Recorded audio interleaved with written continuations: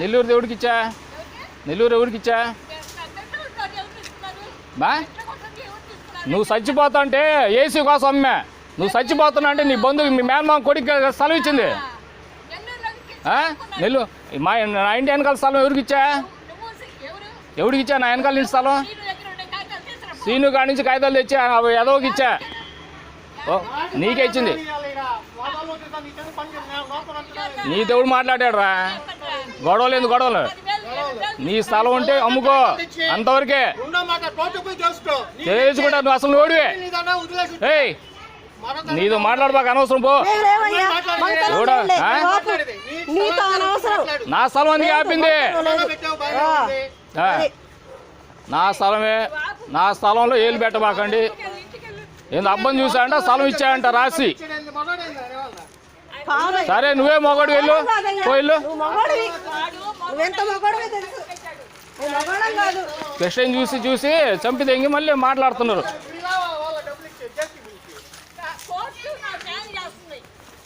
అతనికి గౌస్ భాష అన్నావు కదా, అతను తెలిసి విషయం.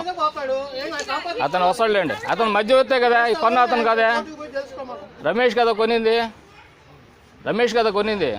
రమేష్ గారు వస్తారు, రమేష్ కూడా నోటీస్ పంపించానే, వచ్చింది కదా నోటీస్.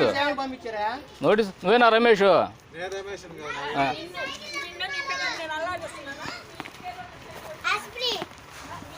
రాబాక, వద్దు రాబాక, నా కాడికి రావాల్సిన పనిలే.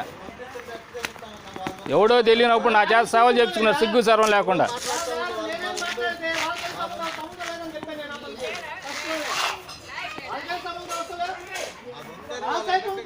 నాకు దీంట్లో సగం ఉంది, మా అబ్బాయిది. ఏంటంటే మా అబ్బాయి ఎవడికి రాయలా, చచ్చిపోతే అబ్బాస్తే ఎవరికి వస్తుంది? దొంగ దొంగ సాక్ష్యాలు పెట్టి నీతో మాట్లాడటం వెళ్ళరా, దొంగ సంతకాలు పెట్టడం, ఫోర్జీలు చేయటం నెంబర్ 1. నిరూపించేది ఒకటి బతుకు నేను నిరూపించాలా, నీ బతుకు ఆ బతుకు నేను నిరూపించాలా? ప్రతి ఒక్కడికి తెలియదా? కిష్టైకి అన్నం పెట్టుకుని చంపితే చూసినందుకు ఇచ్చాయంట. నేను పోతలేరా రే, నీకెందుకు పోరా? రన్ను రమ్మను, రమ్మను పిలిపించు. నువ్వు మగోడు అయితే పిలిపించు రే, మగోడు అయితే పిలిపించు. వాడు తాగే మాట్లాడాలేదా? ఎందుకు ఏడా